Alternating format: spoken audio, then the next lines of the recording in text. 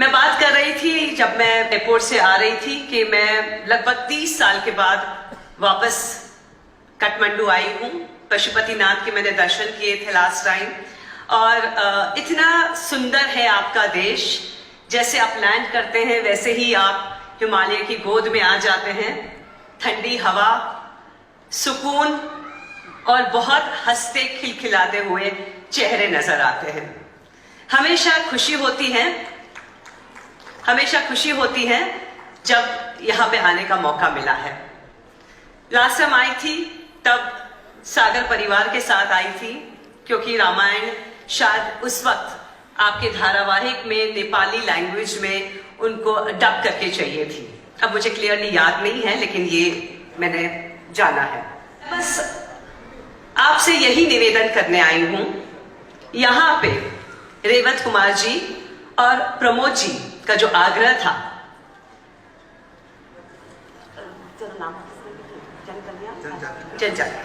जनजाति कल्याण, ये सर धुआं बंद करिएगा ना प्लीज, आई हैव जनजाति कल्याण के विशेष कार्यक्रम में आप पार्ट लीजिए। आप जानते हैं रामायण से बहुत कुछ जानने को मिलता है, बहुत कुछ सीखने को मिलता है। राम जी से यह जानना मिलता है कि वो एक बहुत आदर्श और बहुत ही अच्छे पुत्र रहे हैं, बहुत अच्छे भाई रहे हैं और पति भी रहे हैं। क्योंकि उस जमाने में दो तीन पत्नियां करने की प्रथा रहती थी, लेकिन उन्होंने सीता जी को देखकर कहा कि नहीं, मैं व्रत लेता हूं कि मैं सिर्फ एक पत्नी धर्म निभाऊंगा। ये जो उन्होंने अपने जीवन में सबको कुछ न कुछ उपदेश दिया है। हर रोज कोई न कोई एक ऐसी बात होती थी रामायण में कि आपको उससे सीख मिलती है। वो सीख आपको शायद लक्ष्मण जी से मिलती है, भरत से मिलती है, कहीं ना कहीं कौशल्या मां से मिलती है। कोई एक पात्र रामायण का ऐसा नहीं है जो आपको सिखा कर नहीं जाता है।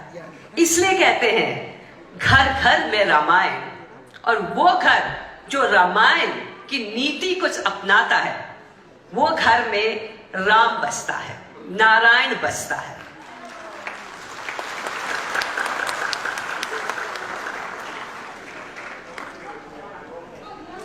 राम जी, जब हम रामायण की बात करते हैं, जब उनका 14 साल का वनवास हुआ, और पूरी कहानी रामायण की यही है, उनका वनवास कैसे हुआ, कैसे उन्होंने गुजारा वो 14 साल, और कैसे सीता मां को वो वापस अयोध्या लेकर आए। उस वक्त रो पड़े और कहा, हम जानते हैं कि आप स्वयं विष्णु के अवतार हैं और आपने मुझ जैसे तुझ आदमी के आपके सर पे हाथ रखा है, लेकिन भगवान के लिए हर इंसान बराबरी का होता है। वो उन्होंने उस वक्त निषाद राज को गले लगाकर कहा। हर एक मौके पे उन्होंने अपने पत्नी को वापस लाने के लिए जिस तरीके से दिन गुजारे हैं, वो चाहे जितना भी तुच्छ क्यों ना हो, उसको अपनाया है, क्योंकि भगवान के लिए सब समान है। शबरी जैसी बूढ़ी औरत जो सिर्फ भक्ति में थी, वो राम जी के लिए इंतजार कर रही थी, अपेक्षा कर रही थी कि कब राम जी आएंगे।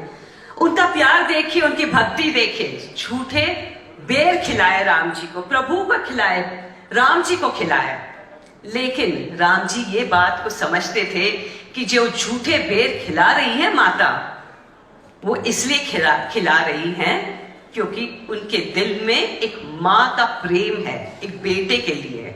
और वो जानती थी कि उनका जो बेटा बेर खाने वाला है, वो स्वयं विष्णु भगवान है। आगे चल के राम जी ने सुग्रीव की मदद ली, जो है तो वानर ही, भालू की मदद ली, उन्होंने पशु पक्षी की मदद ली।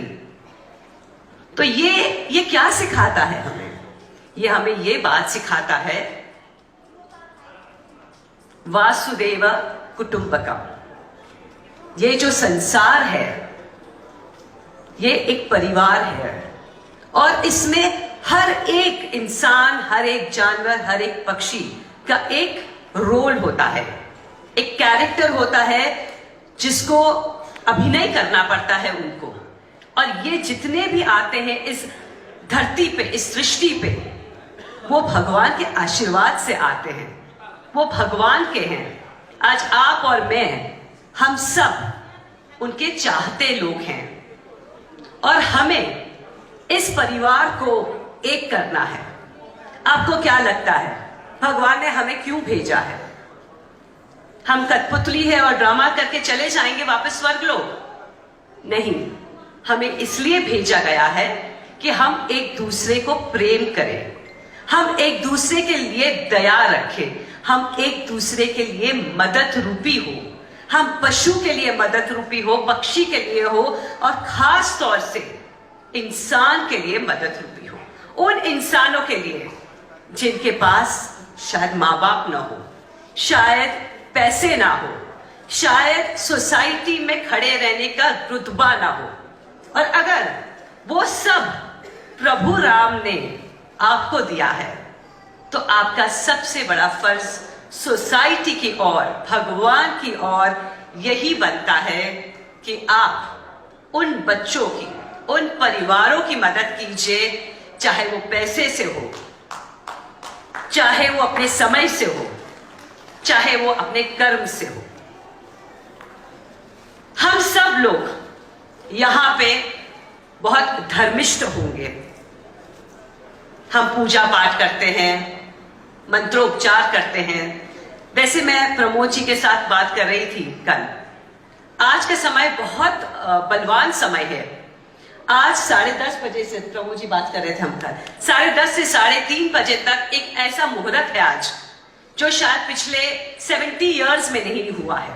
अगर उस समय में अगर आप मंत्रोच्चार करें, भगवान का नाम ले, भगवान का कोई काम करें, तो आपको 100 गुना फल मिलेगा। आज वो समय है। देखिए, भगवान भी चाहता है कि आप सब की पुण्य और बढ़े, क्योंकि आज मैं आपसे यह कहना आई हूं कि मंत्रोच्चार, भगवान का जो भी आप करते रहिए, बहुत अच्छी बात है। लेकिन भगवान हमेशा यही चाहते हैं कि हम एक दूसरे की मदद करें, हमेशा एक दूसरे को सपोर्ट करें। आज ये जो संस्था है जनजाति कल्याण आश्रम, वो जनजातियों के लिए बनी है। ये बहुत उम्दा काम कर रहे हैं। मैंने सुना 21 साल से हैं और पिछले 9 सालों में तो उन्होंने बहुत आगे चल के बच्चों की मदद की है। तो आज इस स्टेज पर, इस मंच पर, अगर मैं मुंबई से इतनी दूर से आई हूं तो मैं आप सबसे ये निवेदन करना चाहती हूं कि मेरी ये ट्रिप सफल रहे, आपकी यहां आने का ट्रिप सफल रहे और इन बच्चों के लिए आप जरूर कुछ ऐसा महान काम कर दीजिए ताकि जो आप एक एक करके बच्चे अडॉप्ट कर रहे हैं, मैं कहती हूं हर महीने का एक बच्चा अडॉप्ट कर लीजिए, 12 महीने के 12 बच्चे अडॉप्ट कर लीजिए। ये पुण्य सिर्फ आपको नहीं काम आएगा, आपके खुद के बच्चों को भी काम आएगा। भगवान हमेशा ये कहते हैं कि 3 प्रकार के योग होते हैं। एक होता है तामसी, एक होता है राजसी और एक होता है सात्विक। तो ये जो 3 प्रकार के जो योग होते हैं, तामसी योग वो होता है जब हम खाए पिए मजाक करें और खत्म हो गया। राजसी वो होता है जब हम बड़ा कारोबार रखते हैं और हमारे कारोबार के माध्यम से लोगों को आमदनी मिलती है। और सात्विक वो होता है जब हम बिना कोई इच्छा हम लोगों को मदद करें और फिर भूल जाए।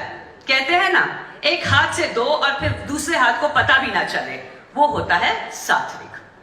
मैं यही विनती करूंगी कि आप सब अपना जीवन सात्विक करिए, क्योंकि अगर आप सात्विक नहीं होते तो शायद आज आप मेरे सामने उपस्थित नहीं होते। इसी खुशी के साथ, इसी विनती के साथ मैं आपसे रजा लेती हूं और चाहती हूं कि बार बार आप ऐसे कार्यक्रम में पार्ट लें। प्रभु राम को याद करें उनके जीवन की गाथा कि उन्होंने अपने जीवन को किस तरीके से जिया है, लोगों के लिए जिया है, प्रजा के लिए जिया है, और जिस तरीके से आपने हमें प्यार दिया है, रामायण के सभी किरदार को दिया है, भगवान राम श्री राम को और सीता जी को प्यार दिया है, मुझे दीपिका को प्यार दिया है, वैसे ही प्यार आप अपने समाज के बच्चों को भी दीजिए, ताकि आपका खुद का समाज, आपका देश खुद उन्नति करे। धन्यवाद। जय सिया राम।